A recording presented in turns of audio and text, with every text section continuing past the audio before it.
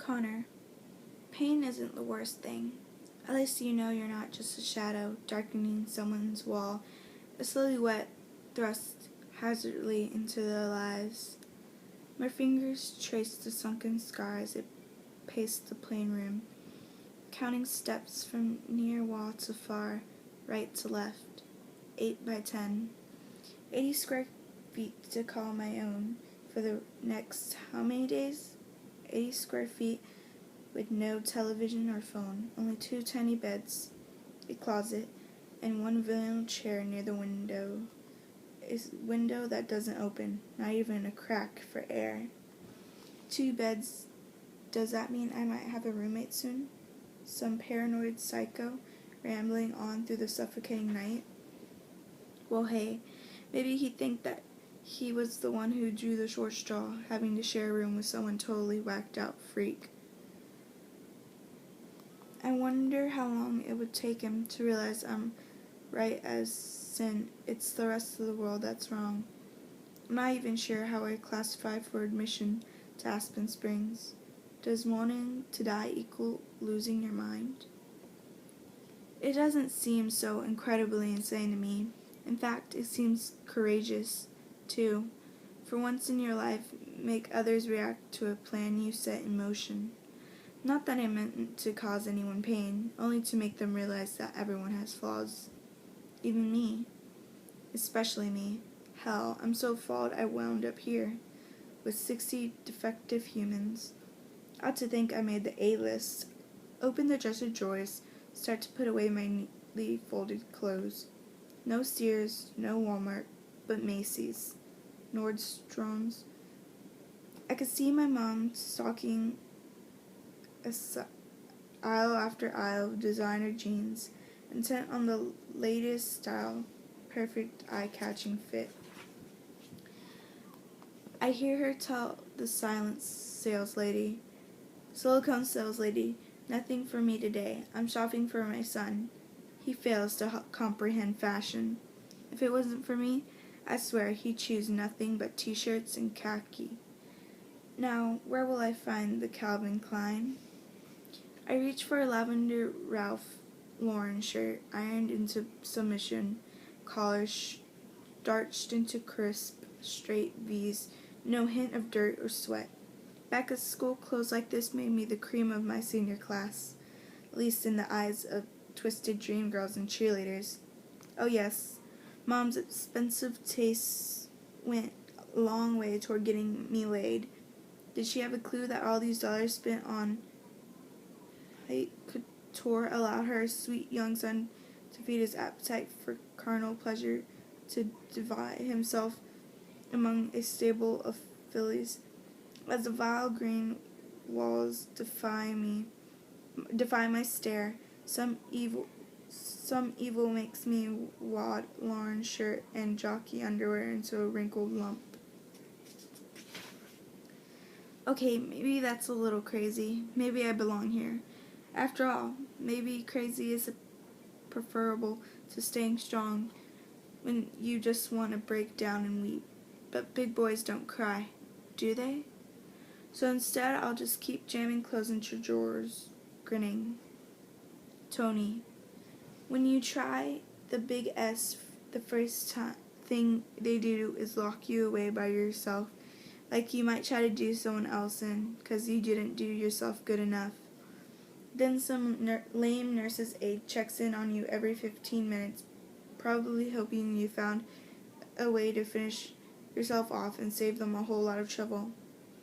After a couple days, the main person you want to strangle is the annoying dude who keeps poking his head through your door. How you doing? Okay? So by the time you finally get to see your shrink, you're irritated to begin with. And she asks you to tell her how you feel, and all you can think the answer is pissed. Then she wants to know just whom you're angry with, and you decide maybe you shouldn't tell her the freaking nurse's aide, in case they worry you might try to strangle him. So you try to think of someone else you're mad at. The unavoidable answer pops into your brain, wrapped little brain. Everyone. They kept me locked up in isolation for almost 2 weeks. So, see, you have to make level 1 to go to school and eat with everyone else. You arrive here at level 0. Nothing. That's exactly what you are, until you can prove to them that you won't save up your meds and OD or lynch yourself with strips of your sheets. So you hang out in your room, maybe reading a book, approved literature, or journaling with a felt pen, no pencils, no leads, no pens, no points. Maybe I could think of a way to kill yourself with a felt pen. Maybe I could sell the idea to the dozen or so freaks in here determined to do themselves in. Maybe I'll use it myself. Am I saying that I'm a freak? Effing A. I quit worrying about it a long time ago. Better a freak than a total loser. Better a freak than a liar. So far, everyone I've ever met has been a liar. Everyone but Philip, my only true friend. My savior. Never hurt me, never cored me, never lied to me. The worst liars are the ones everyone thinks would never ever tell a lie. The teachers who act like they care about you, then turn you in for smoking a cig or kissing someone in the hall, or the plain Jane church-going soccer moms who plaster on some anonymous face, then sneak out once a week or so pretending they're off with girlfriends when they're really looking for ways to get laid. No, my mom wasn't one of those. She made no bones about getting laid. Something she did plenty of, laid, but no good, nasty losers, single, married, it didn't matter. Long as they had a few bucks and the necessary attachments in good working order, beat up, knocked up, messed up, she all got those things. Didn't care, where she didn't give 2 cents about what her lifestyle did to me, her son, her only son. Because after one particularly ugly abortion, her body decided it had enough of Maul's mistreatment and formed scar tissue around her ovaries. The odds of my having a sibling shrink to nil. Vanessa. I heard my brother scream through the cloud that had veiled my brain, coloring everything crimson. It seemed so to last forever, that scream. Poor Brian. He's only 8. Too little to understand that dying isn't something to fear. It's a comfort. I felt comfortable dying that afternoon, and would have, except Grandma happens to be a nurse, a good nurse, hard, wise, through and through. And she happened to be home. She calmly dialed 911, wrapped my arm in a soft yellow towel, which looked orc through the scarlet mist. Stay with me, Vanessa, she repeated over and over. I remember one EMT. I remember that, and I remember one EMT with blondish hair and a killer mouth that refused to say a word except to his partner. I remember his eyes the most, brilliant blue and filled with disgust. Grandma rode in the ambulance with me, and the last thing I remember is telling her I was sorry for staining her new bathtub. Screw the tub, Vanessa. There's help for that, and there's help for you. Which is how I wound up here. Left hand stitched neatly back in place. They tell me it will be good as new, but my fingers feel like they belong to someone else and don't want to be attached to me. Nothing else does. I've been here about a week, I think, watching it snow and listening through the walls to other girls, sicker than I am.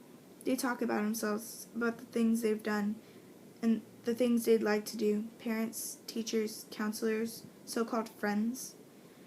They'd all better run when the psychopaths find their way back outside. There are boys here too, somewhere. I know, because sometimes I hear the girls call to them down the hall.